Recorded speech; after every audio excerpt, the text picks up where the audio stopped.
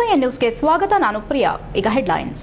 ಬಾಳುಪೇಟೆ ಬಳಿ ರೈಲ್ವೆ ಹಳಿ ಮೇಲೆ ಮತ್ತೆ ಭಾರೀ ಪ್ರಮಾಣದ ಮಣ್ಣು ಕುಸಿತ. ಮಂಗಳೂರು ಹಾಸನ ಮಾರ್ಗದ ರೈಲು ಪ್ರಮಾಣ ಸ್ಥಗಿತ. ಮಾರ್ಗ ಮಧ್ಯದಲ್ಲಿ ಸಿಲುಕಿ ಪರದಾಡುತ್ತಿರುವ ಸಾವಿರಾರು ಪ್ರಯಾಣಿಕರು. ರೈಲ್ವೆ ಅಧಿಕಾರಿಗಳ ನಿರ್ಲಕ್ಷ್ಯಕ್ಕೆ ಸಿಡಿದೆದ್ದ ವೃದ್ಧರು ಹಾಗೂ ಸ್ತ್ರೀಯರ ಆಕ್ರೋಶ. ಬೇಲೂರು ಬಿಸಿಎಂ ವಿದ್ಯಾರ್ಥಿ ನಿಲಯಕ್ಕೆ ರಾತ್ರಿ ದಿಢೀರ್ ಭೇಟಿ ನೀಡಿದ ನ್ಯಾಯಾಧೀಶರು. ಸಮಸ್ಯೆ ಆಲಿಸಿ ವಿದ್ಯಾರ್ಥಿಗಳಿಂದ ಅಹವಾಲು ಸ್ವೀಕರಿಸಿದ ಜಡ್ಜ್ ಶಶಿಕಲಾ. ವಿದ್ಯಾರ್ಥಿಗಳಿಗೆ ಶುಚಿರುಚಿಯಾದ ಆಹಾರ ನೀಡಲು ಸೂಚನೆ. ರೋಟರಿ ಸಂಸ್ಥೆಯಿಂದ ವಿನೂತನ ಕಾರ್ಯಕ್ರಮ. ಶಾಲೆಯಲ್ಲಿ ಕಾರ್ಗಿಲ್ ವಿಜಯ್ ದಿವಸ್ ಆಚರಣೆ. ಸೈನಿಕರ ಸಮವಸ್ತ್ರ ಧರಿಸಿ ಗಮನ ಸೆಳೆದ ಮಕ್ಕಳು. ಮಂಗಳೂರು ಹಾಸನ ಮಾರ್ಗದ ಸಕಲೇಶಪುರ ತಾಲೂಕು ಬಾಳುಪೇಟೆ ಬಳಿ ರೈಲ್ವೆ ಹಳಿ ಮೇಲೆ ಶುಕ್ರವಾರ ರಾತ್ರಿ ಮತ್ತೆ ಭಾರೀ ಪ್ರಮಾಣದಲ್ಲಿ ಮಣ್ಣು ಕುಸಿದು ರೈಲು ಪ್ರಯಾಣ ಸ್ಥಗಿತಗೊಂಡಿದ್ದು ಸಾವಿರಾರು ಪ್ರಯಾಣಿಕರು ಮಾರ್ಗ ಮಧ್ಯದಲ್ಲಿ ಸಿಲುಕಿ ಪರದಾಡುತ್ತಿದ್ದಾರೆ. ಈ ಬಗ್ಗೆ ನಮ್ಮ ಪ್ರತಿನಿಧಿ ಪ್ರದೀಪ್ ಗೇಕರವಳಿ ವರದಿ ನೀಡಿದ್ದಾರೆ. ಹಾಸನ ಮಂಗಳೂರು ಮಾರ್ಗದ ಕಿಲೋಮೀಟರ್ 42/43ರ ಮಧ್ಯೆ ಭೂಕುಸಿತ, ಮರಗಳ ಸಮೇತವಾಗಿ ರೈಲ್ವೆ ಮಳಿ ಮೇಲೆ ಭಾರೀ ಪ್ರಮಾಣದಲ್ಲಿ ಮಣ್ಣು ಕುಸಿದಿದೆ. ಹಾಸನದಿಂದ ಮಂಗಳೂರಿಗೆ, ಮಂಗಳೂರಿನಿಂದ ಹಾಸನಕ್ಕೆ ತೆರಳುತ್ತಿದ್ದ ರೈಲುಗಳ ಸಂಚಾರ ಸ್ಥಗಿತಗೊಂಡಿದೆ. ಪ್ರಯಾಣ ಆರಂಭಿಸಿದ 6 ರೈಲುಗಳನ್ನು ಸಕಲೇಶಪುರ, ಎಡಕುಮರಿ, ಶಿರವಾಗಿಲು, ಆಲೂರು ಸೇರಿ 6 ನಿಲ್ದಾಣಗಳಲ್ಲಿ ನಿಲ್ಲಿಸಲಾಗಿದೆ. ದಿಢೀರ್ ರೈಲುಗಳು ಸ್ಥಗಿತಗೊಂಡಿದ್ದರಿಂದ ರೈಲಿನಲ್ಲಿ ಕುಳಿತಿರುವ ಸಾವಿರಾರು ಪ್ರಯಾಣಿಕರು ಮಧ್ಯರಾತ್ರಿಯಿಂದ ಪ್ರಯಾಣದ ಅನಿಶ್ಚಿತತೆಗೆ ಸಿಲುಕಿ ಪರದಾಡುತ್ತಿದ್ದಾರೆ. ಪರ್ಯಾಯ ವಾಹನ ವ್ಯವಸ್ಥೆ ಮಾಡುವಂತೆ ಅವರು ಒತ್ತಾಯಿಸುತ್ತಿದ್ದಾರೆ. ರೈಲ್ವೆ ಇಲಾಖೆ ಕಾರ್ಮಿಕರು ಮಣ್ಣು ತೆರವು ಕಾರ್ಯಾಚರಣೆ ಆರಂಭಿಸಿದ್ದಾರೆ. ಮಧ್ಯರಾತ್ರಿಯಿಂದ ಮಧ್ಯಾಹ್ನ 1 ಗಂಟೆ ಕಾಲ ಆಲೂರಿನ ಹಂತನಮನೆ ರೈಲ್ವೆ ನಿಲ್ದಾಣದಲ್ಲಿ ನಿಂತಲ್ಲೇ ರೈಲು ನಿಂತಿದ್ದರಿಂದ ಬೇರೆಡೆಗೆ ತೆರಳಬೇಕಿದ್ದ ಪ್ರಯಾಣಿಕರು ಪರದಾಡಿ ಕಾದು ಸುಸ್ತಾಗಿ ಜನ ರೈಲಿಳಿದು ಆಟೋ, ಬಸ್ ಹತ್ತಬೇಕಾಯಿತು. ನಿನ್ನೆ ರಾತ್ರಿಯಿಂದಲೂ ಕೂಡ ರೈಲ್ವೆ ಅಧಿಕಾರಿಗಳು ವಿಷಯ ತಿಳಿದು ಎಚ್ಚೆತ್ತುಕೊಳ್ಳದೆ ಪ್ರಯಾಣಿಕರಿಗೆ ಸರಿಯಾದ ಮಾಹಿತಿ ಮತ್ತು ಮೂಲಭೂತ ಸೌಕರ್ಯಗಳನ್ನು ಒದಗಿಸದೆ ಪ್ರಯಾಣಿಕರ ಪಾಡು ಹೇಳತೀರದಾಗಿತ್ತು. ಇದರಿಂದಾಗಿ ಮಂಗಳೂರು, ಬೆಂಗಳೂರು ಸೇರಿದಂತೆ ಬೇರೆಡೆಗೆ ತೆರಳುವ ಪ್ರಯಾಣಿಕರು ರಾತ್ರಿಯಿಡೀ ನಿಲ್ದಾಣದಲ್ಲೇ ಬೀಡು ಬಿಟ್ಟಿದ್ದು, ಇನ್ನೇನು ಕೆಲ ಹೊತ್ತಿನಲ್ಲೇ ರೈಲು ಹೊರಡಲಿದೆ ಎಂದುಕೊಂಡ ಪ್ರಯಾಣಿಕರು ಕಾದು ಹೈರಾಣಾದರು. ಕಡೆಗೆ ವಿಧಿಯಿಲ್ಲದೆ ರೈಲಿನಿಂದ ಇಳಿದು ಬಸ್ ಸೇರಿದಂತೆ ಇತರೆ ವಾಹನಗಳನ್ನು ಏರಿ ಹೊರಟರು. ರೈಲು ಸಂಚಾರ ಅಧಿಕಾರಿಗಳ ನಿರ್ಲಕ್ಷ್ಯದಿಂದ ಸಾವಿರಾರು ಪ್ರಯಾಣಿಕರು, ವಿದ್ಯಾರ್ಥಿಗಳು, ವೃದ್ಧರು, ಸ್ತ್ರೀಯರು ಸೇರಿದಂತೆ ದಿನನಿತ್ಯದ ಕೆಲಸಗಳಿಗೆ ಅಡಚಣೆಯಾಗಿದೆ. ಪ್ರಯಾಣಿಕರಾದ ಸಾಜಿಲ್ ಮಾತನಾಡಿ, ನಾನು ಬೆಂಗಳೂರಿನಿಂದ ರಾತ್ರಿ 9 ಗಂಟೆಗೆ ಪ್ರಯಾಣ ಬೆಳೆಸಿದ್ದು ಮಧ್ಯರಾತ್ರಿ ಆಲೂರು ರೈಲು ನಿಲ್ದಾಣದಲ್ಲೇ ನಿಂತಿದೆ. ನಾವು ರಾತ್ರಿ ಸಮಯ ಆಗಿದ್ದರಿಂದ ಮಲಗಿದ್ದು ರೈಲು ಸಂಚರಿಸುತ್ತಿದೆಯೋ ಇಲ್ಲವೋ ಗೊತ್ತಾಗಲಿಲ್ಲ. ಮುಂಜಾನೆ ನೋಡಿದ್ರೆ ರೈಲು ನಿಂತಲ್ಲೇ ನಿಂತಿದೆ. ಮುಂಜಾನೆಯಿಂದಲೂ ಜನರು ಬೋಗಿಯಲ್ಲಿ ನೀರಿನ ವ್ಯವಸ್ಥೆ ಇಲ್ಲದೆ ಪರದಾಡುತ್ತಿದ್ದಾರೆ. ರೈಲ್ವೆ ಅಧಿಕಾರಿಗಳು ನಮಗೆ ಯಾವುದೇ ಸೂಕ್ತ ವ್ಯವಸ್ಥೆ ಮಾಡಿಲ್ಲ. ಊಟದ ವ್ಯವಸ್ಥೆ, ನೀರಿನ ವ್ಯವಸ್ಥೆ ಯಾವುದನ್ನ ಕಲ್ಪಿಸಿಲ್ಲ. ಇಲ್ಲಿಯ ಸ್ಥಳೀಯರು, ಗ್ರಾಮಸ್ಥರು ನಮಗೆ ಬಿಸ್ಕೆಟ್ ಮತ್ತು ನೀರು ಹಾಗೂ ತಿಂಡಿಯ ವ್ಯವಸ್ಥೆಯನ್ನ ನೀಡಿದ್ದಾರೆ. ಕುಡಿಯುವ ನೀರು, ಬಿಸ್ಕೆಟ್, ತಿಂಡಿ ವ್ಯವಸ್ಥೆ ಮಾಡಿದ ಸ್ಥಳೀಯ ಗ್ರಾಮಸ್ಥರಿಗೆ ಹಾಗೂ ಸಮಾಜ ಸೇವಕರಿಗೆ ಕೃತಜ್ಞತೆ ಸಲ್ಲಿಸುತ್ತೇವೆ ಎಂದರು. ರೈಲ್ವೆ ಅಧಿಕಾರಿಗಳು ಮಾತ್ರ ನಮಗೆ ಏನೂ ನೀಡಿಲ್ಲ. ಅಲ್ಲದೆ ನಾವು ಬೇರೆಡೆಗೆ ಹೋಗುವುದಕ್ಕೆ ಯಾವುದೇ ಪರ್ಯಾಯ ವ್ಯವಸ್ಥೆ ಕೂಡ ಮಾಡಿಕೊಡುತ್ತಿಲ್ಲ. ಇದರಿಂದ ನಮಗೆ ತುಂಬಾ ತೊಂದರೆಯಾಗಿದೆ. ಇನ್ನು ಹೆಣ್ಣುಮಕ್ಕಳು ಹಾಗೂ ವಯಸ್ಸಾದವರ ಸ್ಥಿತಿ ಹೇಳುವಂತಿಲ್ಲ. ಕೂಡಲೇ ನಮಗೆ ಪರ್ಯಾಯ ವ್ಯವಸ್ಥೆ ಮಾಡಿ ಸಂಚಾರಕ್ಕೆ ಸಹಾಯ ಮಾಡಬೇಕೆಂದು ಮನವಿ ಮಾಡಿದರು. ಪ್ರಯಾಣಿಕರಾದ ಮಹಿಳೆ ಅಪರ್ಣ ಮಾತನಾಡಿ, ನಾವು ಕೇರಳಕ್ಕೆ ರೋಗಿಯನ್ನ ನೋಡಲು ಹೋಗಬೇಕಾಗಿತ್ತು. ಆದರೆ ಸಕಲೇಶಪುರದ ಬಳಿ ಮಣ್ಣು ಕುಸಿತವಾಗಿದ್ದರಿಂದ ರಾತ್ರಿಯಿಂದಲೂ ಬೋಗಿಯಲ್ಲೇ ಮಲಗಿ ಕಾಲ ಕಳೆದಿದ್ದೇವೆ. ಅಲ್ಲದೆ ರೈಲ್ವೆ ಅಧಿಕಾರಿಗಳು ಯಾವುದೇ ಸೂಕ್ತ ಕ್ರಮ ಕೈಗೊಳ್ಳುತ್ತಿಲ್ಲ. ಈ ಘಟನೆ ಅವರಿಗೆ ಮುಂಚಿತವಾಗಿ ತಿಳಿದಿದ್ರೂ ಕ್ರಮ ಕೈಗೊಂಡಿಲ್ಲ. ಅಲ್ಲದೆ ಪ್ರಯಾಣಿಕರಿಗೂ ಸೂಕ್ತ ಸೌಲಭ್ಯ ಕಲ್ಪಿಸಿಲ್ಲ. ಏಕೆಂದರೆ ಬೋಗಿಯಲ್ಲಿ ಶೌಚಾಲಯಕ್ಕೆ ಹೋಗಲು ನೀರಿಲ್ಲ, ಎಲ್ಲ ಖಾಲಿಯಾಗಿದೆ. ಸರಿಯಾದ ತಿಂಡಿ ವ್ಯವಸ್ಥೆ ಕೂಡ ಮಾಡಿಕೊಟ್ಟಿಲ್ಲ ಮತ್ತು ಬೇರೆ ಬೇರೆ ಊರುಗಳಿಗೆ ಹೋಗುವ ಪ್ರಯಾಣಿಕರಿಗೆ ಬಸ್ ಸಂಚಾರ ಹಾಗೂ ರೈಲ್ವೆ ವ್ಯವಸ್ಥೆಯನ್ನ ಮಾಡಿಕೊಡದೆ ಪ್ರಯಾಣಿಕರಿಗೆ ಸರಿಯಾದ ಮಾಹಿತಿಯನ್ನ ನೀಡುತ್ತಿಲ್ಲ. ಇದರಿಂದ ನಾವು ಏನು ಮಾಡಬೇಕೆಂಬುದೇ ತಿಳಿಯುತ್ತಿಲ್ಲ. ಕೇಳಿದ್ರೆ 2-3 ಗಂಟೆ ಹೊರಡುತ್ತದೆ ಎಂದು ಹೇಳ್ತಾರೆ. ರಾತ್ರಿಯಿಂದ ಕಾದು ಸಾಕಾಗಿದೆ. ಈಗ ಮಧ್ಯಾಹ್ನ ಊಟದ ವ್ಯವಸ್ಥೆಯೂ ಇಲ್ಲ. ರೈಲ್ವೆ ಅಧಿಕಾರಿಗಳ ಬೇಜವಾಬ್ದಾರಿತನದಿಂದ ಬೇರೆಗೆ ಹೋಗುವ ಪ್ರಯಾಣಿಕರು ತಮ್ಮ ಸ್ವಂತ ಹಣದಿಂದ ಆಟೋ, ಬಸ್ ಹಿಡಿದು ಹೋಗಬೇಕಾಗಿದೆ. ಇನ್ನು ಕೆಲವರ ಹತ್ತಿರ ಹಣವಿಲ್ಲದೆ ಪರದಾಡುತ್ತಿದ್ದಾರೆ. ಅವರ ಸ್ಥಿತಿ ಏನೆಂದು ಪ್ರಶ್ನಿಸಿದರು. ವಿಷಯ ತಿಳಿದ ಪೊಲೀಸ್ ಇಲಾಖೆ ಅಧಿಕಾರಿಗಳು, ಸಿಬ್ಬಂದಿಗಳು ಶಾಂತಿ ಸುವ್ಯವಸ್ಥೆ ಕಾಪಾಡಲು ರೈಲ್ವೆ ನಿಲ್ದಾಣದಲ್ಲಿ ಬೀಡು ಬಿಟ್ಟಿದ್ರು. ನಂತರ ಬಂದ ತಹಸೀಲ್ದಾರ್ ನಂದಕುಮಾರ್ ರೈಲ್ವೆ ಅಧಿಕಾರಿಗಳೊಂದಿಗೆ ಹಾಗೂ ಪ್ರಯಾಣಿಕರೊಂದಿಗೆ ಮಾತನಾಡಿ ಪ್ರಯಾಣಿಕರ ಪರ್ಯಾಯ ವ್ಯವಸ್ಥೆಗೆ ಮನವೊಲಿಸಿದರು. HIN news, Aluru. ಜನರು ಇಷ್ಟೊಂದು ಪರದಾಡ್ತಿದ್ದಾರೆ. ಎಷ್ಟೋ ಸಾವಿರ ಜನ ಇಲ್ಲಿ ವೇಟ್ ಮಾಡ್ತಿದ್ದಾರೆ. ಪ್ರಾಪರ್ ಆಗಿ ಒಂದು ಇನ್ಫಾರ್ಮೇಶನ್ ರೈಲ್ವೆ ಇಲಾಖೆ ನಮ್ಗೆ ಕೊಡ್ತಾ ಇಲ್ಲ. ಕೇಳಿದ್ರೆ ಹೇಳ್ತಾರೆ, DC ಅವರು ಹೇಳ್ತಿದ್ದಾರೆ ಹಾಸನಾಗ ಟ್ರೈನ್ ರಿಟರ್ನ್ ಕಳಿಸ್ಬಿಟ್ಟು ಅಲ್ಲಿಂದ ಹತ್ತಿ ಅಲ್ಲಿಂದ ಅರೇಂಜ್ಮೆಂಟ್ ಮಾಡ್ತಾ ಇದೀವಿ ಅಂತ ಹೇಳ್ಬಿಟ್ಟು. ಬಟ್ ಅಲ್ಲಿಂದ ನಮಗೆ ಪ್ರಾಪರ್ ಆಗಿ ಆಲ್ಟರ್ನೇಟಿವ್ ಸಿಗುತ್ತೆ ಅಂತ ಹೇಳ್ಬಿಟ್ಟು ಯಾವುದೇ ಗ್ಯಾರಂಟಿ ನಮಗಿಲ್ಲ. ನಾವು ಒಬ್ಬರ ಹತ್ರ ಕೇಳಿದ್ರೆ ಹೇಳ್ತಾರೆ, ಇನ್ನೊಬ್ಬರ ಹತ್ರ ಕೇಳಿ ಅಂತ ಹೇಳ್ಬಿಟ್ಟು. ರೈಲ್ವೆ ಆಫೀಸರ್ ಹತ್ರ ಒಬ್ಬರ ಹತ್ರ ಕೇಳಿದ್ರೆ ಹೇಳ್ತಾರೆ ನಮ್ಗೆ ಇನ್ಫಾರ್ಮೇಶನ್ ಸಿಕ್ಕಿಲ್ಲ, ನಮ್ಗೆ ಡೆಲ್ಲಿಂದ ಇನ್ಫಾರ್ಮೇಶನ್ ಬರಬೇಕು, ಅಲ್ಲಿಗೆ ಇನ್ಸ್ಪೆಕ್ಷನ್ಗೆ ಹೋಗಿದ್ದಾರೆ, ಅಲ್ಲಿ ಇನ್ಸ್ಪೆಕ್ಷನ್ ಬಂದಿಲ್ಲ ಕರೆಕ್ಟಾಗಿ, ಈ ಥರ ಇನ್ಫಾರ್ಮೇಶನ್ ಕೊಡ್ತಿದ್ದಾರೆ. ನಮಗೂ ಕೆಲಸ ಕಾರ್ಯಗಳಿರುತ್ತೆ ಸರ್. ನಾವು ಸುಮ್ಮನೆ ಹೋಗ್ತಾ ಇಲ್ಲ. ಒಂದು ಟ್ರಾವೆಲ್ ಅಂತ ಹೇಳಿದ್ರೆ ಸುಮ್ಮನೆ ಹೋಗ್ತಾ ಇರಲ್ಲ. ನಮಗೂ ಕೆಲಸ ಕಾರ್ಯಗಳಿರುತ್ತೆ. Aparna, I'm actually planning to go to Bangalore for my NEET PG exam. So there was like a lot of controversies based on the centers. So it was like very last I got Bangalore as a center. Currently I'm working in a rural area, so I couldn't take so much leave because my patient would suffer. So I am currently in a quite a dilemma because like they are not giving any conclusion. So when we can leave. ನನ್ನ ಹೆಸರು ಸುಮಂತ್ ಅಂತ ಹೇಳಿ, ನಾನು ನಿನ್ನೆ ರಾತ್ರಿ ಬೆಂಗಳೂರಿಂದ ಮಂಗಳೂರಿಗೆ ಪ್ರಯಾಣ ವಹಿಸಿದ್ವಿ. ಸುಮಾರು 8:45ಗೆ. ಬೆಳಗಿನ ಜಾವ 4:30-5 ಗಂಟೆ ಸಮಯದಲ್ಲಿ ಟ್ರೈನ್ ಬಂದು ಇಲ್ಲಿ ಸ್ಟಾಪ್ ಆಯಿತು. ಸ್ಟಾಪ್ ಆದ ನಂತರ ಮುಂದೆ ಎಲ್ಲೆಲ್ಲೋ ಲ್ಯಾಂಡ್ ಸ್ಲೈಡ್ ಆಗಿದೆ ಅಂತೇಳಿ ಇಲ್ಲೇ ಸ್ಟಾಪ್ ಮಾಡಿಬಿಟ್ರು ಬೆಳಗ್ಗೆಯಿಂದನೂ. ಅವರು ರೈಲ್ವೆ ಸ್ಟೇಷನ್ ಅವರು ಏನೂ ರೆಸ್ಪಾನ್ಸ್ ಮಾಡಲಿಲ್ಲ. ಇಲ್ಲಿನ ಸ್ಥಳೀಯರು ಮತ್ತು ಜೀವಧಾರೆ ಟ್ರಸ್ಟ್ ಅವರು ನೀರು ಮತ್ತು ಬಿಸ್ಕೆಟ್ಸು ತಿಂಡಿ ವ್ಯವಸ್ಥೆ ಮಾಡಿಕೊಟ್ರು. ಇವಾಗ ಪೊಲೀಸವರೆಲ್ಲ ಬಂದು ಎಲ್ಲ ಕ್ಲಿಯರ್ ಮಾಡಿ. ಬೇಲೂರು ಪಟ್ಟಣದ ಜೆಪಿ ನಗರ ಬಿಸಿಎಂ ವಿದ್ಯಾರ್ಥಿ ನಿಲಯಕ್ಕೆ ರಾತ್ರಿ 7:30 ಸಮಯದಲ್ಲಿ ದಿಢೀರ್ ಭೇಟಿ ನೀಡುವ ಮೂಲಕ ವಿದ್ಯಾರ್ಥಿಗಳಿಂದ ಅಹವಾಲು ಸ್ವೀಕರಿಸಿದ ನ್ಯಾಯಾಧೀಶರು ವಿದ್ಯಾರ್ಥಿಗಳ ಸಮಸ್ಯೆಯನ್ನು ಆಲಿಸಿದರು. ಈ ವೇಳೆ ವಸತಿ ನಿಲಯಕ್ಕೆ ಭೇಟಿ ನೀಡಿದ ಸಂದರ್ಭ ಮಕ್ಕಳ ವಿಶ್ರಾಂತಿ ಕೋಣೆ, ದಾಸ್ತಾನು ಕೊಠಡಿ ಹಾಗೂ ಅಡಿಗೆ ಕೋಣೆ ಪರಿಶೀಲಿಸಿ ವಿದ್ಯಾರ್ಥಿಗಳಿಗೆ ಸಿದ್ದಪಡಿಸಿದ ಊಟವನ್ನು ಸ್ವೀಕರಿಸಿದರು. ಈ ವೇಳೆ ಅಡುಗೆ ಸಿಬ್ಬಂದಿಗಳಿಗೆ ಕಠಿಣವಾಗಿ ತಾಕೀತು ಮಾಡಿದ್ದ ನ್ಯಾಯಾಧೀಶರು ಗ್ರಾಮೀಣ ಭಾಗದಿಂದ ಬರುವ ವಿದ್ಯಾರ್ಥಿಗಳಿಗೆ ಸರ್ಕಾರ ಹಲವಾರು ರೀತಿಯ ಸವಲತ್ತುಗಳನ್ನು ನೀಡುತ್ತಿದೆ, ಅದನ್ನು ಸರಿಯಾಗಿ ಉಪಯೋಗಿಸಿಕೊಳ್ಳಬೇಕು. ನಿಮ್ಮಿಷ್ಟದ ಹಾಗೆ ಶುಚಿಯಿಲ್ಲದ ಆಹಾರ ನೀಡೋದನ್ನ ಮೊದಲು ಬಿಡಬೇಕು. ವಿದ್ಯಾರ್ಥಿಗಳಿಗೆ ರುಚಿಯಾದ ಆಹಾರ ನೀಡಬೇಕು. ಮೊದಲು ನೀವು ಸ್ವಚ್ಛತೆಗೆ ಆದ್ಯತೆ ನೀಡಬೇಕು. ಇಲ್ಲಿರುವ ಎಲ್ಲಾ ವಿದ್ಯಾರ್ಥಿನಿಯರು ನಿಮಗೆ ಮಕ್ಕಳಿದ್ದಂತೆ ನಿಮ್ಮ ಮಕ್ಕಳನ್ನ ಯಾವ ರೀತಿ ಸಲಹುತ್ತೀರಾ ಅದೇ ರೀತಿ ಇಲ್ಲಿಯ ವಿದ್ಯಾರ್ಥಿಗಳನ್ನ ಪೋಷಕರಂತೆ ಸಲಹಬೇಕು. ವಿದ್ಯಾರ್ಥಿನಿಯರು ತಪ್ಪು ಮಾಡಿದಾಗ ಮೇಲಾಧಿಕಾರಿಗಳಿಗೆ ತಿಳಿಸಿ ಎಚ್ಚರಿಕೆ ನೀಡಬೇಕೇ ಹೊರತು ಅವರನ್ನ ಏಕವಚನದಲ್ಲಿ ಬಯಬಾರದು. ಸರ್ಕಾರ ನೀಡುವಂತಹ ಪೌಷ್ಟಿಕಾಂಶ ಆಹಾರವನ್ನ ಸರಿಯಾಗಿ ಕೊಡಬೇಕೆಂದು ಎಚ್ಚರಿಕೆ ನೀಡಿದರು. ವಿದ್ಯಾರ್ಥಿನಿಯರಿಗೆ ಕಿವಿಮಾತು ಹೇಳಿದ ನ್ಯಾಯಾಧೀಶರು, ಪೋಷಕರು ನಿಮ್ಮನ್ನ ಕೂಲಿ ಮಾಡುವ ಮೂಲಕ ನಿಮಗೆ ಉತ್ತಮ ವಿದ್ಯಾಭ್ಯಾಸ ನೀಡುತ್ತಿದ್ದಾರೆ.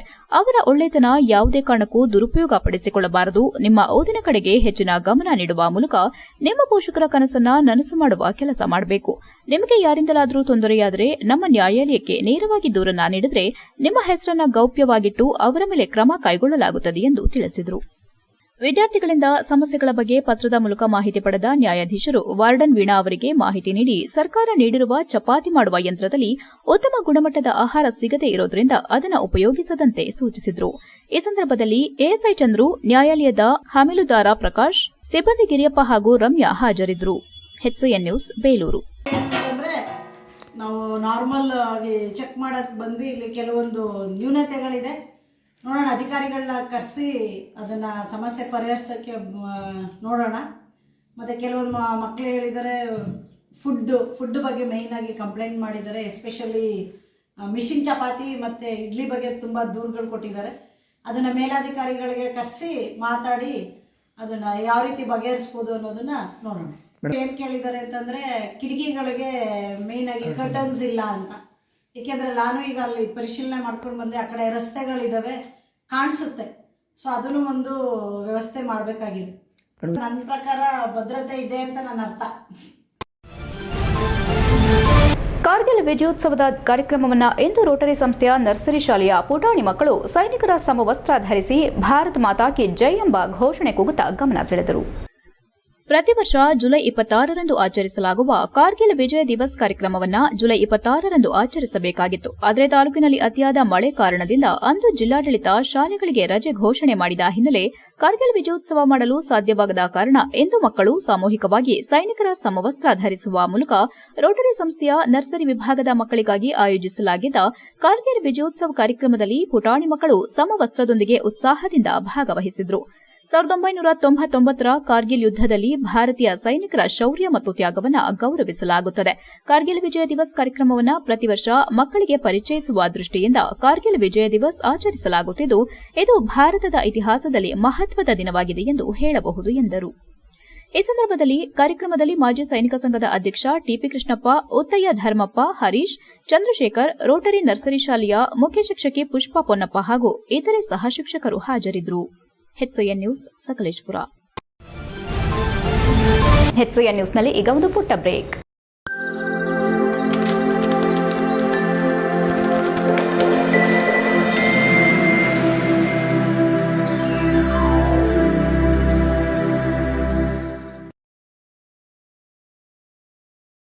ಬ್ರೇಕ್ನ ನಂತರ HCN ನ್ಯೂಸ್ಗೆ ಸ್ವಾಗತ.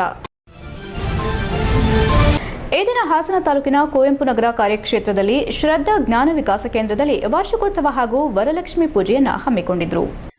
ಕಾರ್ಯಕ್ರಮವನ್ನು ಕನಸು ಫೌಂಡೇಶನ್ ಅಧ್ಯಕ್ಷರಾದ ಚಂದ್ರಕಲಾ ಉದ್ಘಾಟಿಸಿ ಧರ್ಮಸ್ಥಳ ಗ್ರಾಮಾಭಿವೃದ್ಧಿ ಯೋಜನೆ ಹಲವಾರು ಸಮಾಜಮುಖಿ ಕಾರ್ಯಕ್ರಮಗಳನ್ನು ಆಯೋಜನೆ ಮಾಡುವುದಲ್ಲದೆ ಮಹಿಳೆಯರಿಗೆ ಮಾಹಿತಿಯ ಜೊತೆಗೆ ಆರ್ಥಿಕವಾಗಿ ಕೂಡ ಸದೃಢರಾಗಲು ಸಹಕಾರವನ್ನ ನೀಡುತ್ತಿದೆ. ಮಹಿಳೆಯರು ಸಮಾಜದ ಮುಖ್ಯವಾಹಿನಿಗೆ ಬರಲು ಪ್ರೇರಣೆ ನೀಡಲು ಜ್ಞಾನ ವಿಕಾಸ ಮೂಲಕ ಅವರಿಗೆ ವೇದಿಕೆ ಕಲ್ಪಿಸುತ್ತಿರುವುದು ಖುಷಿಯ ವಿಚಾರ ಎಂದು ತಿಳಿಸಿದರು. ಕಾರ್ಯಕ್ರಮದ ಅಧ್ಯಕ್ಷತೆಯನ್ನ ರತ್ನಮ್ಮ ವಹಿಸಿಕೊಂಡಿದ್ರು. ಕಾರ್ಯಕ್ರಮದಲ್ಲಿ ಸಮನ್ವಯ ಅಧಿಕಾರಿ ಬಬಿತಾ ಕುಮಾರಿ, ಸೇವಾ ಪ್ರತಿನಿಧಿ ವಿಜಯಲಕ್ಷ್ಮಿ ಉಪಸ್ಥಿತರಿದ್ದರು. HCN news Hassan. ನನ್ನ ಹೆಸರು ಸುನೀತಾ ಅಂತ. ನಾವು ಇಲ್ಲಿ ಜ್ಞಾನ ವಿಕಾಸ, ಶ್ರದ್ಧಾ ಜ್ಞಾನ ವಿಕಾಸ ಅಂತ ಇದು 6 ವರ್ಷ ಆಯಿತು. 6 ವರ್ಷದಿಂದ ನಡೆಸ್ತಾ ಇದ್ದೀವಿ. ಇದು ಶ್ರೀ ಕ್ಷೇತ್ರ ಧರ್ಮಸ್ಥಳದವರು ಡಾಕ್ಟರ್ ವೀರೇಂದ್ರ ಹೆಗಡೆ ಅವರು ಮತ್ತು ಅಮ್ಮನವರಾದ ಹೇಮಾವತಿ ಹೆಗಡೆ ಅವರು ನಡೆಸ್ಕೊಡ್ತಾ ಇರೋದು. ಇದು ಮೇಯ್ನು ಹೇಮಾವತಿ ಅಮ್ಮನವರೇ ನಡೆಸ್ಕೊಡ್ತಾ ಇರೋದು. ಅವರಿಂದನೇ ನಾವೆಲ್ಲ ಇಷ್ಟು ಹೊರಗಡೆ ಬಂದು ಎಲ್ಲ ಈಗ ಒಂದು ಪುಸ್ತಕ ಓದೋದಾದರೂ ಇರ್ಬೋದು, ಪುಸ್ತಕ ಓದ್ಬಿಟ್ಟು ನಮ್ಮ ಅನಿಸಿಕೆ ಹೇಳೋದಾದರೂ ಆಗಿರ್ಬೋದು, ಅದನ್ನೆಲ್ಲ ನಮಗೆ ಹೊಸದಾಗಿ ಕಲಿಸ್ಕೊಡಂಗೆ ಮಾಡಿದ್ದು ಈ ನಮ್ಮ ಶ್ರದ್ಧಾ ಜ್ಞಾನ ವಿಕಾಸ ಕೇಂದ್ರದಿಂದನೇ ನಾವು ಈ ಥರ ಹೊರಗಡೆ ಬರೋಕ್ಕಾಗಿದ್ದು. ಆಮೇಲೆ ಇಲ್ಲಿ ನಮಗೆ ಪ್ರತಿ ತಿಂಗಳಿಗೆ ಒಂದು ಸತಿ ಇಲ್ಲಿ ಇದು ನಡೆಯುತ್ತೆ, ಶ್ರದ್ಧಾ ಜ್ಞಾನ ವಿಕಾಸ ಕೇಂದ್ರ ನಡೆಯುತ್ತೆ. ಇಲ್ಲಿ ನಾವೆಲ್ಲ ಬಂದು ಒಂದು ಆಟೋಟ ಸ್ಪರ್ಧೆ ಆಗಿರ್ಬೋದು ಅಥವಾ ಯಾವ್ದಾರ ಸಂಪನ್ಮೂಲ ವ್ಯಕ್ತಿಗಳಿಂದ ನಮಗೆ ಮಾಹಿತಿಯನ್ನು ತಿಳಿಸ್ಕೊಡ್ತಾರೆ. ಅದರಿಂದನೂ ನಮಗೆ ತುಂಬ ಉಪಯೋಗ ಆಗಿದೆ ಮತ್ತು ಆರ್ಥಿಕದಿಂದನೂ ನಮಗೆ ತುಂಬ ನೆರವಾಗಿದೆ. ಸ್ವಉದ್ಯೋಗಕ್ಕೂ ಸಹ ನೆರವನ್ನು ನೀಡುತ್ತಿದ್ದಾರೆ. ಬೇಲೂರು ವಿಶ್ವವಿಖ್ಯಾತ ಪ್ರಸಿದ್ಧ ಶ್ರೀ ಚೆನ್ನಕೇಶವ ಸ್ವಾಮಿ ದೇಗುಲಕ್ಕೆ ಯುನೆಸ್ಕೋ ನಿರ್ದೇಶಕರು ಭೇಟಿ ನೀಡಿ ಸಂಪೂರ್ಣ ಮಾಹಿತಿ ಪಡೆದರು. ವಿಶ್ವ ಪಾರಂಪರಿಕ ಪಟ್ಟಿಗೆ ಈಗಾಗಲೇ ಬೇಲೂರು ಶ್ರೀ ಚೆನ್ನಕೇಶವ ದೇಗುಲ ಹಾಗೂ ಹಳೆಬೀಡಿನ ಹೊಯ್ಸಳೇಶ್ವರ ದೇವಾಲಯ ವಿಶ್ವ ಮಾನ್ಯತೆ ಪಡೆದಿದ್ದು, ದೇವಾಲಯಕ್ಕೆ ಯುನೆಸ್ಕೋ ನಿರ್ದೇಶಕ ಪ್ಯಾರಿಸ್ನ ಡಾಕ್ಟರ್ ಲಜಾರೆ ಪ್ಲೊನಾಡ್ಯೂ ಆಸಾಮೋ ಹಾಗೂ ಎಲಿಜಬೆತ್ ಕ್ರಿಸ್ಟಿನ್ ಗ್ಲೂಮರ್ಸ್ ಭೇಟಿ ನೀಡಿ ಶಿಲ್ಪಕಲೆಯನ್ನ ಕಣ್ತುಂಬಿಕೊಂಡು ವಿಶ್ವವಿಖ್ಯಾತ ದೇಗುಲಗಳು ಯುನೆಸ್ಕೋ ಪಟ್ಟಿಯಲ್ಲಿ ಸೇರ್ಪಡೆಗೊಳ್ಳುತ್ತಿರುವುದಕ್ಕೆ ಹರ್ಷ ವ್ಯಕ್ತಪಡಿಸಿದರು. ಇದೊಂದು ವಿಶಿಷ್ಟ ಶಿಲ್ಪಕಲೆಯನ್ನ ಹೊಂದಿರುವ ದೇಗುಲ ಅತ್ಯದ್ಭುತವಾದ ಕಲೆ, ನಾಟ್ಯ ಸೇರಿದಂತೆ ಎಲ್ಲಾ ಕಲಾಕೃತಿಗಳಿಂದ ವಿಶ್ವದ ಹಲವು ಭಾಗಗಳಿಂದ ಪ್ರವಾಸಿಗರು ಬರುತ್ತಿದ್ದಾರೆ. 2023ರಲ್ಲಿ ಯುನೆಸ್ಕೋ ವಿಶ್ವ ಪಾರಂಪರಿಕ ಪಟ್ಟಿಗೆ ಹೊಯ್ಸಳೇಶ್ವರ ದೇವಾಲಯವಾದ ಬೇಲೂರು ಮತ್ತು ಹಳೆಬೀಡನ್ನ ಪಟ್ಟಿಗೆ ಸೇರ್ಪಡೆಗೊಂಡಿರುವುದರಿಂದ ಮುಂದಿನ ದಿನಗಳಲ್ಲಿ ವಿಶ್ವ ಮಾನ್ಯತಾ ಪಟ್ಟಿಗೆ ಸೇರ್ಪಡೆಗೊಳ್ಳಲಿದೆ. ಪ್ರತಿನಿತ್ಯ ವಿದೇಶಗಳಿಂದ ಬರುವ ಪ್ರವಾಸಿಗರಿಗೆ ಪ್ರವಾಸೋದ್ಯಮವನ್ನು ಅಭಿವೃದ್ಧಿಪಡಿಸುವ ನಿಟ್ಟಿನಲ್ಲಿ ಎಲ್ಲಾ ರೀತಿಯ ಸಕಲ ಸಿದ್ದತೆ ಮಾಡಿಕೊಂಡಿದ್ದು, ಮುಂದಿನ ದಿನಗಳಲ್ಲಿ ಅಭಿವೃದ್ಧಿಪಡಿಸಲು ಮಾಹಿತಿಯನ್ನ ನೀಡಲು ಇಲ್ಲಿಗೆ ಬಂದಿದ್ದು, ಮೊದಲ ಹಂತದಲ್ಲಿ ಪರಿಶೀಲನೆ ಮಾಡಿದ್ದು, ಎರಡನೆಯ ಹಂತದಲ್ಲಿ ಸಂಪೂರ್ಣ ಎಲ್ಲಾ ದಾಖಲಾತಿಗಳನ್ನು ಪರಿಶೀಲನೆ ಮಾಡಿ ಇಲ್ಲಿ ಯಾವ ರೀತಿ ತಾಣವನ್ನಾಗಿ ಹೆಚ್ಚಿನ ರೀತಿಯಲ್ಲಿ ಅಭಿವೃದ್ಧಿಪಡಿಸಲು ಯೋಜನೆ ರೂಪಿಸುತ್ತಿದ್ದೇವೆ ಎಂದರು. ನಂತರ ಮಾತನಾಡಿದ ಯುನೆಸ್ಕೋ ಉಪ ಆಯುಕ್ತ ಜ್ಯೋತಿ ಹೊಸ ಅಗ್ರಹಾರ, ವಿಶ್ವ ಮಾನ್ಯತೆ ಪಟ್ಟಿಯ 46ನೇ ಅಧಿವೇಶನದಲ್ಲಿ ಪಾಲ್ಗೊಳ್ಳಲು ಇಲ್ಲಿಗೆ ಆಗಮಿಸಿದ್ದು, ಬೇಲೂರು ಹಳೆಬೀಡು ದೇಗುಲಗಳು ವಿಶ್ವ ಪಾರಂಪರಿಕ ಪಟ್ಟಿಗೆ ಸೇರ್ಪಡೆಗೊಂಡಿರುವುದು, ಸ್ಥಳೀಯ ಅಧಿಕಾರಿಗಳ ಹಾಗೂ ದೇಗುಲಗಳ ಸಂಕ್ಷಿಪ್ತ ಮಾಹಿತಿ, ದೇವಾಲಯದ ಅಕ್ಕಪಕ್ಕ ಯಾವ ರೀತಿ ಅಭಿವೃದ್ಧಿಪಡಿಸಬೇಕೆಂಬ ಮಾಹಿತಿಯನ್ನು ಈಗಾಗಲೇ ಸಿದ್ದಪಡಿಸಲಾಗಿದ್ದು, ಅದನ್ನು ಪರಿಶೀಲಿಸಲು ಇಲ್ಲಿಗೆ ಬಂದಿದ್ದೇವೆ. ಇದೊಂದು ವಿಶಿಷ್ಟವಾದ ಕಲಾಕೃತಿ ಹೊಂದಿರುವ ಅದ್ಭುತವಾದ ದೇವಾಲಯ. ಇದನ್ನು ಮುಂದಿನ ಪೀಳಿಗೆಗೆ ಸಂರಕ್ಷಿಸುವುದು ನಮ್ಮೆಲ್ಲರ ಹೊಣೆ ಎಂದರು. ಇದೇ ವೇಳೆ ದೇವಾಲಯಕ್ಕೆ ಹಾಗೂ ಪ್ರವಾಸೋದ್ಯಮ ಇಲಾಖೆಗೆ ಯಾವ ರೀತಿ ಅಭಿವೃದ್ಧಿ ಆಗಬೇಕೆಂಬುದರ ಬಗ್ಗೆ ಆಯುಕ್ತರಿಗೆ ತಹಸೀಲ್ದಾರ್ ಎಂ ಮಮತಾ ಹಾಗೂ ದೇವಾಲಯದ ವ್ಯವಸ್ಥಾಪಕ ಸಮಿತಿ ಅಧ್ಯಕ್ಷ ಡಾ ನಾರಾಯಣಸ್ವಾಮಿ ಮಾಹಿತಿ ನೀಡಿದರು. ಈ ಸಂದರ್ಭದಲ್ಲಿ ಪುರಾತತ್ವ ಇಲಾಖೆಯ ಗೌತಮ್ ನಾಗರಾಜ್, ಜ್ಞಾನೇಶ್, ದೇಗುಲದ ಕಾರ್ಯನಿರ್ವಹಣಾ ಅಧಿಕಾರಿ ಯೋಗೇಶ್, ತಾಲೂಕು ಪಂಚಾಯಿತಿ ಇಒ ಸತೀಶ್, ವೃತ್ತ ನಿರೀಕ್ಷಕ ಸುಬ್ರಹ್ಮಣ್ಯ, ಪಿಎಸ್ಐ ಪ್ರವೀಣ್ ಕುಮಾರ್, ಡಾ ಶ್ರೀವತ್ಸ ಎಸ್ ವಟಿ, ಆರೋಗ್ಯಾಧಿಕಾರಿ ಲೋಹಿತ್, ನಾಗರಾಜ್ ಇತರರು ಉಪಸ್ಥಿತರಿದ್ದರು. HCN news Belur. ನಾವು ಯುನೆಸ್ಕೋ ಕಡೆಯಿಂದ ಇವರು ಡೈರೆಕ್ಟರು, ನಾನು ಡೆಪ್ಯೂಟಿ ಡೈರೆಕ್ಟರು ಪ್ಯಾರಿಸಿಂದ ಬಂದಿದ್ದೇವೆ. ಇಲ್ಲಿ 46ನೇ session World Heritage Committee session New ಡೆಲ್ಲಿಯಲ್ಲಾಗಿತ್ತು, ಅದಕ್ಕೆ ಬಂದಿದ್ವು. ಅದು ಒಂದು ಆಪರ್ಚುನಿಟಿ ತೊಗೊಂಡು ಇದನ್ನು ಇಲ್ಲೆಲ್ಲ ನೋಡೋಕ್ಕೆ ಬಂದ್ವು. ತುಂಬ ಸಂತೋಷ ಇಲ್ಲಿ ಬಂದಿದ್ದು, ಚೆನ್ನಕೇಶವ ದೇವಸ್ಥಾನ ನೋಡಿದ್ದು. ಇವರು Mrs ಲಜಾರಲೊಂದು ಅಸೋಮು. We are very happy to visit this important temple, which was recognized as a UNESCO World Heritage Site last year in September 2023 in Riyadh in Saudi Arabia. And Duniya Vijay ನಟನೆಯ ಭೀಮಾ ಹೆಸರುಳ್ಳ ಚಲನಚಿತ್ರವೊಂದರಲ್ಲಿ ನಾನು ಮೊದಲ ಬಾರಿಗೆ ಚಿತ್ರದಲ್ಲಿ ನಟನೆ ಮಾಡಿದ್ದು ಎಲ್ಲರೂ ಸಿನಿಮಾ ಮಂದಿರಕ್ಕೆ ಬಂದು ವೀಕ್ಷಣೆ ಮಾಡುವ ಮೂಲಕ ನಮ್ಮನ್ನು ಪ್ರೋತ್ಸಾಹಿಸಬೇಕೆಂದು ಚಿತ್ರದ ಬಾಲನಟಿ ಮಿನುಗು ಎಸ್ ಸಂತೋಷ್ ಮನವಿ ಮಾಡಿದರು. ಹಾಸನದಲ್ಲಿ ಮಾತನಾಡಿ, ಚಲನಚಿತ್ರದಲ್ಲಿ ನಟಿಸುವುದೆಂದರೆ ನನಗೆ ತುಂಬಾನೇ ಇಷ್ಟ. ಈ ವೇಳೆ ಹೆಬ್ಬಸಾಲಿಯ ಪ್ರಶಾಂತ್ ಅಂಕಲ್ ಓರ್ವರು ನನಗೆ ಅವಕಾಶ ಕೊಡಿಸುವ ಭರವಸೆ ನೀಡಿದ್ರು. ದುನಿಯಾ ವಿಜಯ್ ಸರ್ ರೆಸಾರ್ಟ್ ಒಂದರಲ್ಲಿ ಬಂದಾಗ ನಾವು ಭೇಟಿ ಕೇಳಿದಾಗ ನಿನಗೊಂದು ಅವಕಾಶ ಕೊಡುವೆ ಎಂದು ಭರವಸೆ ನೀಡಿದ್ರು. ಅದರಂತೆ ಭೀಮಾ ಸಿನಿಮಾದಲ್ಲಿ ಉತ್ತಮ ಪಾತ್ರ ನೀಡಿ ಪ್ರೋತ್ಸಾಹಿಸಿದ್ದಾರೆ. ಎಲ್ಲಾ ರೀತಿಯಲ್ಲೂ ಸಪೋರ್ಟ್ ಮಾಡಿ ಹರಸಿದ್ದಾರೆ ಎಂದು ಇದೇ ವೇಳೆ ಕೃತಜ್ಞತೆ ತಿಳಿಸಿದ್ರು. ಸಕಲೇಶಪುರ ತಾಲೂಕು ಹಾನಬಾಳ್ ಗ್ರಾಮದ ಸಂತೋಷ್ ಪ್ರತಿಮಾ ದಂಪತಿಯ ಪುತ್ರಿ. ಭಾಗ್ಯ ಗ್ರಾಮದ ಶಾಲೆಯಲ್ಲಿ 4ನೇ ತರಗತಿ ಓದುತ್ತಿದ್ದೇನೆ. ನಿಮ್ಮೆಲ್ಲರ ಪ್ರೋತ್ಸಾಹ ನನಗೆ ಮುಖ್ಯ ಎಂದರು. ಭೀಮಾ ಚಿತ್ರದ ಬಾಲನಟಿ ಮಿನುಗು ಅವರ ತಾಯಿ ಪ್ರತಿಮಾ ಮಾತನಾಡುತ್ತಾ, ದುನಿಯಾ ವಿಜಯ್ ನಟಿಸಿರುವ ಭೀಮಾ ಸಿನಿಮಾದಲ್ಲಿ ಉತ್ತಮ ಸಂದೇಶ ಇದೆ. ಚಿಕ್ಕ ವಯಸ್ಸಿನಿಂದಲೇ ನಾವು ಹಾಗೂ ಶಾಲಾ ಕಾಲೇಜು ಆಡಳಿತ ಮಂಡಳಿಯವರು ಮಕ್ಕಳಿಗೆ ಸಂಸ್ಕಾರ ಕಲಿಸಿ ಅವರನ್ನ ಎಲ್ಲಾ ರೀತಿಯಲ್ಲೂ ಗುಣವಂತರಾಗಿ ಬೆಳೆಸಲು ಮುಂದಾಗಬೇಕೆಂದು ಇದೇ ಸಂದರ್ಭದಲ್ಲಿ ಮನವಿ ಮಾಡಿದ್ರು. ನಾನು ವೃತ್ತಿಯಲ್ಲಿ ಶಿಕ್ಷಕಿಯಾಗಿದ್ದು ಶಾಲಾ ಶಿಕ್ಷಣದ ಹಂತದಲ್ಲಿಯೇ ಮಕ್ಕಳ ಪ್ರತಿಭೆಯನ್ನು ಹೊರತರಲು ಅವಕಾಶ ನೀಡಬೇಕು. ಇದರಿಂದ ಅವರು ಸಮಾಜದಲ್ಲಿ ಉತ್ತಮ ಸ್ಥಾನಮಾನ ಗಳಿಸಲಿದ್ದಾರೆ. ನನ್ನ ಮಗಳಿಗೆ ನಟನೆಯಲ್ಲಿ ಆಸಕ್ತಿ ಇತ್ತು. ಅವಳ ಆಸೆಯಂತೆ ಚಲನಚಿತ್ರದಲ್ಲಿ ಅವಕಾಶ ದೊರೆತಿದೆ ಎಂದು ಇದೇ ವೇಳೆ ಸಂತೋಷ ಹಂಚಿಕೊಂಡರು. ಭೀಮಾ ಚಲನಚಿತ್ರದ ಬಾಲನಟಿ ತಂದೆ ಸಂತೋಷ್ ಇತರರು ಉಪಸ್ಥಿತರಿದ್ದರು. HCN news Hassan. ಮತ್ತೆ ಎಲ್ಲರೂ ಥಿಯೇಟ್ರಿಗೆ ಹೋಗಿ ನೋಡಿ ಅಂತ ಕೇಳ್ತೀನಿ. ಮತ್ತೆ ನನಗೆ ಈ ಮೂವಿಲಿ ಆ್ಯಕ್ಟ್ ಮಾಡೋಕ್ಕೆ ಅವಕಾಶ ಕೊಡಿಸಿದ್ದಂಥ ಪ್ರಶಾಂತ್ ಅಂಕಲ್ ಮತ್ತು ಕೊಟ್ಟಿದ್ದಂಥ ದುನಿಯಾ ವಿಜಯ್ ಮಾಮಂಗೂ ಥ್ಯಾಂಕ್ ಯು ಹೇಳ್ತೀನಿ. ಆಮೇಲೆ ಎಲ್ಲರಿಗೂ ರಿಕ್ವೆಸ್ಟ್ ಮಾಡ್ತೀನಿ, ಎಲ್ಲರೂ ಥಿಯೇಟ್ರಿಗೆ ಹೋಗಿ ಮೂವಿನ ನೋಡಿ ಮತ್ತು ಟೀಮ್ ಭೀಮನ ಸಪೋರ್ಟ್ ಮಾಡಿ.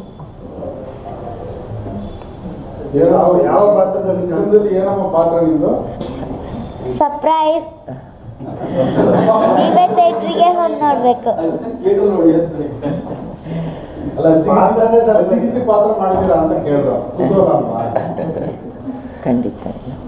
ಖಂಡಿತ ಇಲ್ಲ. ನಮ್ಮ ಮಗಳು ಮಿನುಗು ಸಂತೋಷ್, ನಾವು ಹಾನಬಾಳ್ ಅವರು, ಸಕಲೇಶಪುರ ತಾಲೂಕು.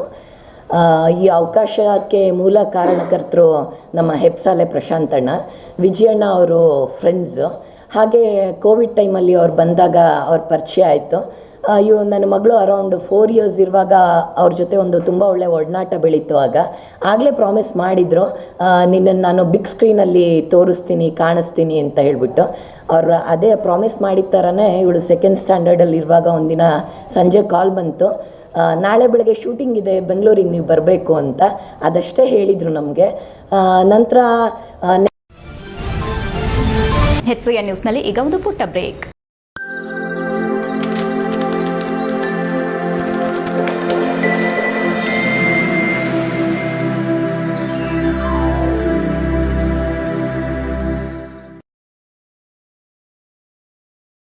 ಬ್ರೇಕ್ನ ನಂತರ HCN ನ್ಯೂಸ್ಗೆ ಸ್ವಾಗತ. ಕಾಂಗ್ರೆಸ್ ಸರ್ಕಾರದ ಹಗರಣಗಳ ವಿರುದ್ಧ ಮೈಸೂರಿನಲ್ಲಿ ನಡೆಯುತ್ತಿರುವ ಬಿಜೆಪಿ ಜೆಡಿಎಸ್ ಸಮಾವೇಶಕ್ಕೆ ಹಾಸನದಿಂದ ಸಾವಿರಾರು ಸಂಖ್ಯೆಯಲ್ಲಿ ಜೆಡಿಎಸ್ ಕಾರ್ಯಕರ್ತರು ಹೋರಾಟ ವಾಹನಗಳಿಗೆ ಶಾಸಕ ಸ್ವರ್ಪ್ರಕಾಶ್ ಚಾಲನೆ ನೀಡಿದರು. ಕೆಎಸ್ಆರ್ಟಿಸಿ ಖಾಸಗಿ ವಾಹನಗಳು ಸೇರಿದಂತೆ ಸುಮಾರು 100ಕ್ಕೂ ಹೆಚ್ಚು ವಾಹನಗಳಲ್ಲಿ ಸುಮಾರು 7-8 ಸಾವಿರ ಜೆಡಿಎಸ್ ಕಾರ್ಯಕರ್ತರು ಹಾಗೂ ಮುಖಂಡರು ತೆರಳಿದ್ರು. ಈ ವೇಳೆ ಮಾತನಾಡಿದ ಶಾಸಕ ಸ್ವರ್ಪ್ರಕಾಶ್, ಭ್ರಷ್ಟಾಚಾರ ಮುಕ್ತ ಆಡಳಿತ ನಡೆಸುವ ಭರವಸೆ ನೀಡಿ ಅಧಿಕಾರಕ್ಕೆ ಬಂದ ಕಾಂಗ್ರೆಸ್ ಸರ್ಕಾರ ತನ್ನ ಅಧಿಕಾರದ ಉದ್ದಕ್ಕೂ ಭಾರೀ ಭ್ರಷ್ಟಾಚಾರ ಮಾಡುವ ಮೂಲಕ ರಾಜ್ಯದ ಜನತೆಗೆ ವಂಚಿಸಿದೆ ಎಂದರು.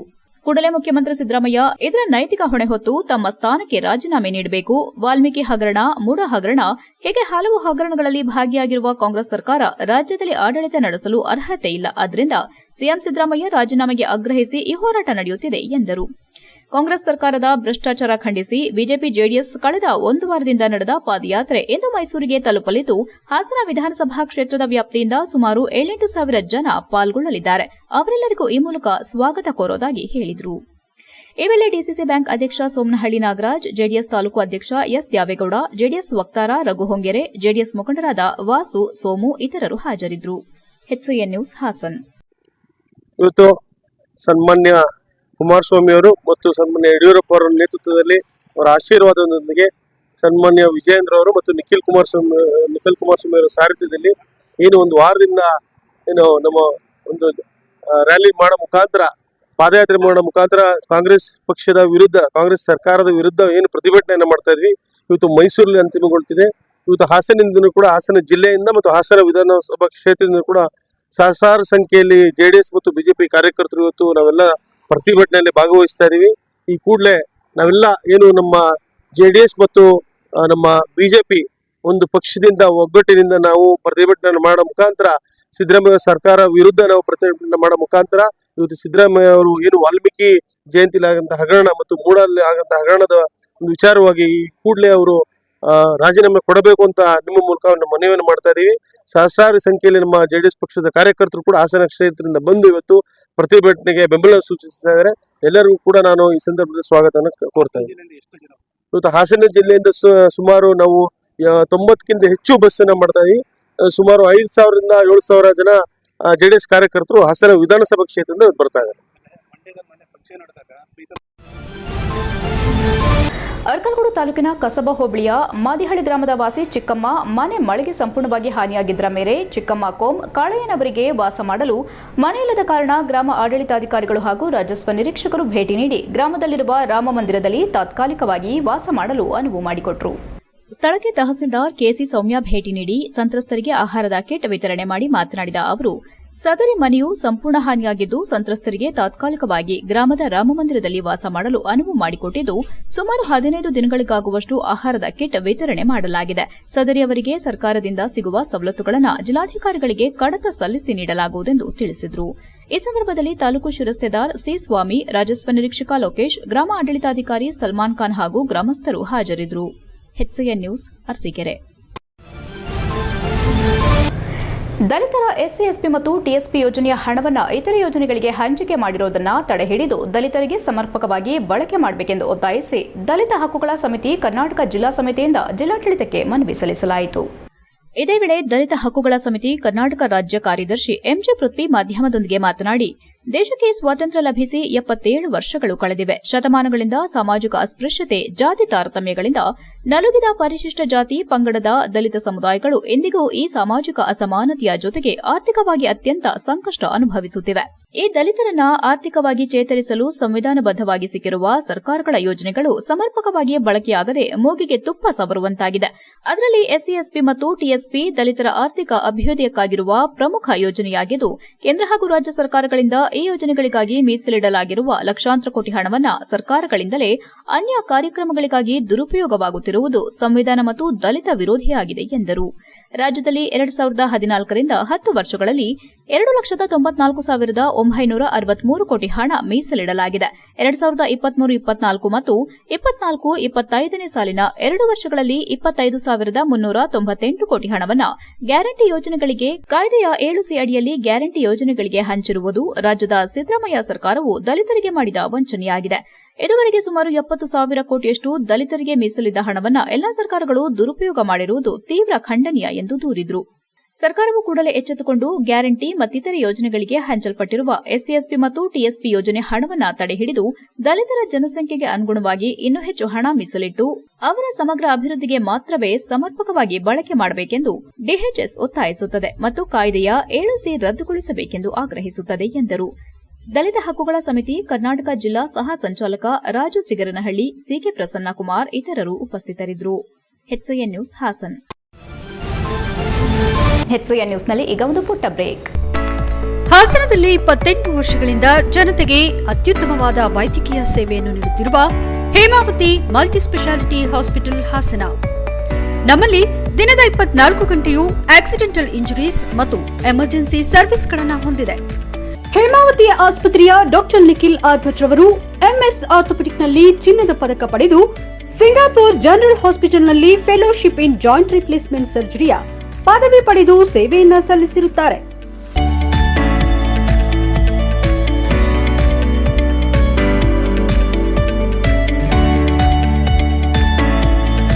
ನಮ್ಮಲ್ಲಿ ಆಂಬ್ಯುಲೆನ್ಸ್ ಸೇವೆಯೂ ಲಭ್ಯ. ಇನ್ನೇಕೆ ತಡ? ನೀವು ಯಾವುದೇ ಮೂಳೆ ಸಮಸ್ಯೆ ಹೊಂದಿದರೆ ಹಿಂದೆ ಭೇಟಿ ನೀಡಿ. ಹೇಮಾವತಿ ಮಲ್ಟಿ ಸ್ಪೆಷಾಲಿಟಿ ಹಾಸ್ಪಿಟಲ್, ಉತ್ತರ ಬಡಾವಣೆ, ಹಾಸನ. ಬ್ರೇಕ್ನ ನಂತರ HCN ನ್ಯೂಸ್ಗೆ ಸ್ವಾಗತ.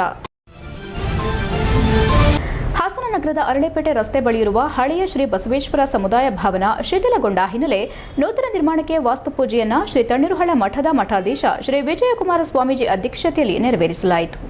ಶ್ರೀ ವೀರಶೈವ ಲಿಂಗಾಯತ ಸಂಘದ ಅಧ್ಯಕ್ಷ ಬಿಪಿ ಐಸಾಮಿಗೌಡ ಮಾಧ್ಯಮದೊಂದಿಗೆ ಮಾತನಾಡಿ ಶ್ರೀ ತಣ್ಣೀರುಹಳ್ಳ ಮಠದ ಮಠಾಧೀಶರಾದ ಶ್ರೀ ವಿಜಯಕುಮಾರ ಸ್ವಾಮೀಜಿ ಅಧ್ಯಕ್ಷತೆಯಲ್ಲಿ ಹಾಸನ ವೀರಶೈವ ಲಿಂಗಾಯತ ವತಿಯಿಂದ ನಮ್ಮ ಶ್ರೀ ಬಸವೇಶ್ವರರ ಸಮುದಾಯ ಭವನದ ನೂತನ ನಿರ್ಮಾಣದ ವಾಸ್ತುಪೂಜೆ ನೆರವೇರಿದೆ. ಇನ್ನು 1.5 ವರ್ಷದ ಒಳಗೆ ಸಮುದಾಯ ಭವನದ ಕಾರ್ಯ ಯಾವ ತಡೆಯಿಲ್ಲದೆ ನೆರವೇರಲಿ ಎಂದು ಎಲ್ಲರೂ ಆಶಿಸುತ್ತೇವೆ. ಎಲ್ಲರ ಆಸೆಯಂತೆ ನೂತನ ಭವನ ನಿರ್ಮಾಣಕ್ಕೆ ಇಂದು ಗಳಿಗೆ ಕೂಡಿ ಬಂದಿದೆ ಎಂದರು. ತನುಮನ ಧನದಿಂದ ಎಲ್ಲರ ಸಹಕಾರ ಅಗತ್ಯವಿದ್ದು 1977ರಲ್ಲಿ ಈ ಬಸವೇಶ್ವರ ಕಲ್ಯಾಣ ಮಂದಿರ ನಿರ್ಮಾಣವಾಗಿತ್ತು. ಇದುವರೆಗೂ 3,000ಕ್ಕೂ ಹೆಚ್ಚು ಮದುವೆಗಳು ಹಾಗೂ ಇತರೆ ಸಮಾರಂಭಗಳು ನೆರವೇರಿದ್ದು ಇಲ್ಲಿವರೆಗೂ ವಿವಿಧ ಮಠದ ಸ್ವಾಮೀಜಿಗಳು, ರಾಜಕಾರಣಿಗಳು ಬಂದು ಹೋಗಿದ್ದಾರೆ. ಈಗ ಈ ಕಲ್ಯಾಣ ಮಂಟಪವನ್ನು ಹೊಸದಾಗಿ ನಿರ್ಮಾಣ ಮಾಡಬೇಕಾಗಿದೆ. ಸುಮಾರು 3.5 ಕೋಟಿ ವೆಚ್ಚದಲ್ಲಿ ಶ್ರೀ ಬಸವೇಶ್ವರ ಕಲ್ಯಾಣ ಮಂಟಪವು ನೂತನವಾಗಿ ನಿರ್ಮಾಣವಾಗಲಿದ್ದು ಕೆಳಭಾಗದಲ್ಲಿ ಊಟದ ಮನೆ, ಮೇಲ್ಭಾಗದಲ್ಲಿ ಮದುವೆ ಹಾಲ್ ನಿರ್ಮಾಣ ಮಾಡುವ ಯೋಜನೆ ಮಾಡಿಕೊಂಡಿರುವುದಾಗಿ ಇದೇ ವೇಳೆ ಹೇಳಿದರು. ಶ್ರೀ ತಣ್ಣೀರುಹಳ್ಳ ಮಠದ ಮಠಾಧೀಶರಾದ ಶ್ರೀ ವಿಜಯಕುಮಾರ ಸ್ವಾಮೀಜಿ ಮಾತನಾಡಿ, ಹಾಸನದಲ್ಲಿ ಲಿಂಗಾಯತ ಸಮಾಜದವರೆಲ್ಲ ಸೇರಿ ಬಸವೇಶ್ವರ ಸಮಾಜದ ಹಳೆ ಕಟ್ಟಡದ ಭೂಮಿ ಪೂಜೆಯನ್ನ ನೆರವೇರಿಸಿ 3.5 ರಿಂದ 4 ಕೋಟಿ ರೂಪಾಯಿ ವೆಚ್ಚದಲ್ಲಿ ಅಂದಾಜಿನ ಸಮುದಾಯ ಭವನದ ಪೂಜೆ ನೆರವೇರಿದೆ. ಸುಮಾರು 48 ವರ್ಷಗಳ ಕಾಲ ಈ ಕಲ್ಯಾಣ ಮಂಟಪವು ಜನಸೇವೆಗಾಗಿ ಮಾದರಿಯಾಗಿದೆ. ಈ ಹಳೆ ಕಟ್ಟಡ ಶಿಥಿಲವಾಗಿರುವುದರಿಂದ ಹೊಸ ಕಟ್ಟಡ ನಿರ್ಮಾಣ ಮಾಡುವುದರಿಂದ ಭೂಮಿ ಪೂಜೆ ಮಾಡಲಾಗಿದೆ ಎಂದರು. ಇದೇ ವೇಳೆ ಅಖಿಲ ಭಾರತ ವೀರಶೈವ ಲಿಂಗಾಯತ ಸಂಘದ ಜಿಲ್ಲಾಧ್ಯಕ್ಷ ಪರಮೇಶ್, ತಾಲೂಕು ಅಧ್ಯಕ್ಷ ಕಟ್ಟಾಯ ಶಿವಕುಮಾರ್, ಹಾಸನ ಜಿಲ್ಲಾ ಶ್ರೀ ವೀರಶೈವ ಸಂಘದ ಅಧ್ಯಕ್ಷ ಬಿಪಿ ಐಸಾಮೇಗೌಡ, ಉಪಾಧ್ಯಕ್ಷ ಬಿಎಂ ಭುವನಾಕ್ಷ, ನಂಜುಂಡಪ್ಪ, ಕಿರಣ್ ಕುಮಾರ್ ಹೊಸಮನಿ, ಕಾರ್ಯದರ್ಶಿ ಇಎಂ ರುದ್ರಕುಮಾರ್, ಸಹ ಕಾರ್ಯದರ್ಶಿ ಎಚ್ ಮಲ್ಲಿಕಾರ್ಜುನ್, ಜಂಟಿ ಕಾರ್ಯದರ್ಶಿ ಬಿವಿ ಲತೇಶ್ ಕುಮಾರ್, ಖಜಾಂಚಿ ಕೆಎಚ್ ತೀರ್ಥಪ್ರಸಾದ್ ಹಾಜರಿದ್ದರು. HCN news Hassan. ಸುಲಭ ಶ್ರೀ ಪ್ರಥಮವಾಗಿ ನನ್ನ ಆರಾಧ್ಯ ಗುರುದೇವರನ್ನು ನಿಮ್ಮನ್ನೆಲ್ಲ ಸ್ಮರಣೆ ಮಾಡಿಕೊಳ್ಳುತ್ತಾ ಈ ದಿವಸ ಹಾಸನ ಜಿಲ್ಲೆಯ ಸಮಾಜ ಬಾಂಧವರು, ಲಿಂಗಾಯತ ಸಮಾಜ ಬಾಂಧವರೆಲ್ಲರೂ ಸೇರಿ ನಮ್ಮ ಬಸವೇಶ್ವರ ಸಮುದಾಯ ಭವನದ ಹಳೆಯ ಕಟ್ಟಡ ಜೀರ್ಣೋದ್ಧಾರವನ್ನು ಇವತ್ತು ಭೂಮಿ ಪೂಜೆಯ ಮೂಲಕ ಸುಮಾರು 3.5 ಕೋಟಿಯಿಂದ 4 ಕೋಟಿ ಅಂದಾಜಿನ ಈ ತಣ್ಣೀರುಹಳ್ಳದ ಮಠಾಧ್ಯಕ್ಷರಾದ ಶ್ರೀ ವಿಜಯಕುಮಾರ ಸ್ವಾಮಿಗಳ ಪಾದಾರವಿಂದಕ್ಕೆ ಪ್ರಣಾಮಗಳನ್ನು ಸಲ್ಲಿಸುತ್ತಾ, ಹಾಗೆ ಹಾಸನ ಜಿಲ್ಲಾ ವೀರಶೈವ ಲಿಂಗಾಯತ ಸಂಘದ ಪದಾಧಿಕಾರಿಗಳೇ, ಕಾರ್ಯಕಾರಿ ಸಮಿತಿ ಸದಸ್ಯರೇ, ತಾಯಂದಿರೇ, ಬಂಧುಗಳೇ ಹಾಗೂ ಅಖಿಲ ಭಾರತ ವೀರಶೈವ ಮಹಾಸಭೆಯ ಅಧ್ಯಕ್ಷರಾದಂಥ ಪರಮೇಶ್ವರನವರೇ, ತಾಲೂಕು ಅಧ್ಯಕ್ಷರಾದಂಥ ಕಟ್ಟಾಯ ಶಿವಕುಮಾರ್ ಅವರೇ, ತಾಯಂದಿರೇ, ಬಂಧುಗಳೇ. ಕರ್ನಾಟಕ ರಾಜ್ಯ ಅಸಂಘಟಿತ ಕಾರ್ಮಿಕರ ಸಂಘದ ರಾಜ್ಯ ಸಮಿತಿಯ ಕೆರೆ ಮೇರೆಗೆ ರಾಜ್ಯ ಉಪಾಧ್ಯಕ್ಷ ಮಹೇಶ್ ಪೇಟ್ಕರ್ ನೇತೃತ್ವದಲ್ಲಿ ಹಾಸನ ಜಿಲ್ಲಾ ಕಾರ್ಮಿಕ ಅಧಿಕಾರಿಗಳನ್ನು ಭೇಟಿ ಮಾಡಿ ಚಾಲಕರು ಮತ್ತು ಇತರೆ ಕಾರ್ಮಿಕರ ಸಾಮಾಜಿಕ ಭದ್ರತಾ ಮಂಡಳಿಯನ್ನು ತಕ್ಷಣದಲ್ಲಿ ಪ್ರಾರಂಭಿಸಲು ಮನವಿ ಸಲ್ಲಿಸಲಾಯಿತು. ನಂತರ ಮಾತನಾಡಿದ ರಾಜ್ಯ ಉಪಾಧ್ಯಕ್ಷ ಮಹೇಶ್ ಪೇಟ್ಕರ್, ರಾಜ್ಯದಲ್ಲಿ ಚಾಲಕರು ಮತ್ತು ಮೋಟಾರ್ ವಾಹನಗಳಿಗೆ ಸಂಬಂಧಿಸಿದ ಕಾರ್ಮಿಕರ ಮಂಡಳಿಯ ರಚನೆ ಪೂರ್ಣಗೊಂಡಿದ್ದು ರಾಜ್ಯ ಪತ್ರದಲ್ಲಿ ಪ್ರಕಟಗೊಂಡಿದೆ. ಆದರೆ ಇದುವರೆಗೂ ಈ ಮಂಡಳಿಯ ಕಾರ್ಯ ಅನುಷ್ಠಾನಕ್ಕೆ ಸಂಬಂಧಿಸಿದ ಮಾಹಿತಿಗಳು ಕಾರ್ಮಿಕರಿಗೆ ಸಿಕ್ಕಿರುವುದಿಲ್ಲ. ಮಂಡಳಿಯ ಕಾರ್ಯ ಮಾನದಂಡ, ಕಾರ್ಮಿಕರ ವ್ಯಾಪ್ತಿಗಳ ಬಗ್ಗೆ ಕಾರ್ಮಿಕರಿಗೆ ಮಾಹಿತಿ ನೀಡಬೇಕು. ಭದ್ರತಾ ಮಂಡಳಿಯಿಂದ ಸೌಲಭ್ಯವನ್ನ ಪಡೆಯಲು ಸ್ಪಷ್ಟತೆ ನೀಡಬೇಕು ಹಾಗೂ ಇದಕ್ಕೆ ಸಂಬಂಧಿಸಿದ ಸುತ್ತೋಲೆಗಳನ್ನು ಎಲ್ಲ ಜಿಲ್ಲಾ ಕಾರ್ಮಿಕ ಅಧಿಕಾರಿಗಳ ಕಚೇರಿಗೆ ನೀಡಬೇಕು ಹಾಗೂ ತಕ್ಷಣ ಮಂಡಳಿಯು ಕಾರ್ಮಿಕರಿಗೆ ಸೌಲಭ್ಯ ನೀಡಬೇಕೆಂದು ಈ ಮೂಲಕ ಸಂಘವು ಆಗ್ರಹಿಸುತ್ತದೆ ಎಂದರು. ನಂತರ ಮಾತನಾಡಿದ ಜಿಲ್ಲಾಧ್ಯಕ್ಷ ಎಸ್ಎಸ್ ರಂಗಸ್ವಾಮಿ, ರಾಜ್ಯದಲ್ಲಿ ಸಾರಿಗೆ ವ್ಯವಸ್ಥೆಯಲ್ಲಿ ಕಾರ್ಯನಿರ್ವಹಿಸುತ್ತಿರುವ ಚಾಲಕರು ಮತ್ತು ಇತರೆ ಕಾರ್ಮಿಕರ ಸಾಮಾಜಿಕ ಭದ್ರತಾ ಮಂಡಳಿಯ ತ್ವರಿತ ಕಾರ್ಯಕ್ಕೆ ಆಗ್ರಹಿಸಿದರು. ಈ ಸಂದರ್ಭದಲ್ಲಿ ಜಿಲ್ಲಾ ಉಪಾಧ್ಯಕ್ಷರಾದ SRS Sageer Ahmad, HN Jnaneshwara, Nagalakshmi, Yashoda, ward ಸದಸ್ಯರಾದ ಅಂಬುಜಾ, ಜಯಲಕ್ಷ್ಮಿ, ಪ್ರತಿಮಾ ಉಪಸ್ಥಿತರಿದ್ದರು. HCN news Hassan. ಈಗ ಸಂಕ್ಷಿಪ್ತ ಸುದ್ದಿಗಳು. ನಗರದ ಜಿಲ್ಲಾ ಕನ್ನಡ ಸಾಹಿತ್ಯ ಪರಿಷತ್ತಿನಲ್ಲಿ ಜಿಲ್ಲಾ ಧ್ವನಿವರ್ಧಕ ವಿದ್ಯುತ್ ಅಲಂಕಾರ ಮಾಲೀಕರ ಸಂಘದ 2023-24ನೇ ಸಾಲಿನ ವಾರ್ಷಿಕ ಮಹಾಸಭೆಯು ಸಂಘದ ಜಿಲ್ಲಾಧ್ಯಕ್ಷ ರವಿಯವರ ನೇತೃತ್ವದಲ್ಲಿ ನಡೆಯಿತು. ಈ ಸಂದರ್ಭದಲ್ಲಿ ಅಧ್ಯಕ್ಷರಾದ ರವಿ ಅವರು 2023-24ನೇ ಸಾಲಿನ ವಾರ್ಷಿಕ ನಗದು ಮತ್ತು ಖರ್ಚು ವೆಚ್ಚದ ವರದಿ ಮಂಡಿಸಿದರು. ಸಭೆಯ ಆರಂಭದಲ್ಲಿ ಇತ್ತೀಚೆಗೆ ನಿಧನರಾದ 5 ಮಂದಿ ಸಂಘದ ಸದಸ್ಯರಿಗೆ ಶ್ರದ್ದಾಂಜಲಿ ಸಲ್ಲಿಸಲಾಯಿತು. ನಂತರ ಮಾತನಾಡಿದ ರವಿ ಅವರು, ಕಳೆದ 4 ವರ್ಷಗಳಿಂದ ಸಂಘದ ಅಧ್ಯಕ್ಷನಾಗಿ ಸಂಘದ ಹಣವನ್ನು ಪೋಲು ಮಾಡದೆ ಸಂಘದ ಬೆಳವಣಿಗೆಗೆ ಶ್ರಮಿಸಿದ್ದೇನೆ. ಸಂಘವು ಆರ್ಥಿಕವಾಗಿ ಸದೃಢವಾಗಿ ಬೆಳೆಯಲು ಸಂಘಕ್ಕೆ ಹೊಸ ಸದಸ್ಯರ ಸೇರ್ಪಡೆಯಾಗುವಂತೆ ಈ ಸಂದರ್ಭದಲ್ಲಿ ಮನವಿ ಮಾಡಿದರು. HCN news Hassan. ಕೊನೆಯಲ್ಲಿ ಮತ್ತೊಮ್ಮೆ ಮುಖ್ಯಾಂಶಗಳು. ಬಾಳುಪೇಟೆ ಬಳಿ ರೈಲ್ವೆ ಹಳಿ ಮೇಲೆ ಮತ್ತೆ ಭಾರೀ ಪ್ರಮಾಣದ ಮಣ್ಣು ಕುಸಿತ. ಮಂಗಳೂರು ಹಾಸನ ಮಾರ್ಗದ ರೈಲು ಪ್ರಮಾಣ ಸ್ಥಗಿತ. ಮಾರ್ಗ ಮಧ್ಯದಲ್ಲಿ ಸಿಲುಕಿ ಪರದಾಡುತ್ತಿರುವ ಸಾವಿರಾರು ಪ್ರಯಾಣಿಕರು. ರೈಲ್ವೆ ಅಧಿಕಾರಿಗಳ ನಿರ್ಲಕ್ಷ್ಯಕ್ಕೆ ಸಿಡಿದೆದ್ದ ವೃದ್ಧರು ಹಾಗೂ ಸ್ತ್ರೀಯರ ಆಕ್ರೋಶ. ಬೇಲೂರು ಬಿಸಿಎಂ ವಿದ್ಯಾರ್ಥಿ ನಿಲಯಕ್ಕೆ ರಾತ್ರಿ ದಿಢೀರ್ ಭೇಟಿ ನೀಡಿದ ನ್ಯಾಯಾಧೀಶರು. ಸಮಸ್ಯೆ ಆಲಿಸಿ ವಿದ್ಯಾರ್ಥಿಗಳಿಂದ ಅಹವಾಲು ಸ್ವೀಕರಿಸಿದ ಜಡ್ಜ್ ಶಶಿಕಲಾ. ವಿದ್ಯಾರ್ಥಿಗಳಿಗೆ ಶುಚಿರುಚಿಯಾದ ಆಹಾರ ನೀಡಲು ಸೂಚನೆ. ರೋಟರಿ ಸಂಸ್ಥೆಯಿಂದ ವಿನೂತನ ಕಾರ್ಯಕ್ರಮ. ಶಾಲೆಯಲ್ಲಿ ಕಾರ್ಗಿಲ್ ವಿಜಯ್ ದಿವಸ್ ಆಚರಣೆ. ಸೈನಿಕರ ಸಮವಸ್ತ್ರ ಧರಿಸಿ ಗಮನ ಸೆಳೆದ ಮಕ್ಕಳು. ಎಷ್ಟೊತ್ತು ನೀವು ನೋಡಿದ್ದು ಹಾಸನದ ಸುದ್ದಿ ಅಂದ್ರೆ HCN ನ್ಯೂಸ್.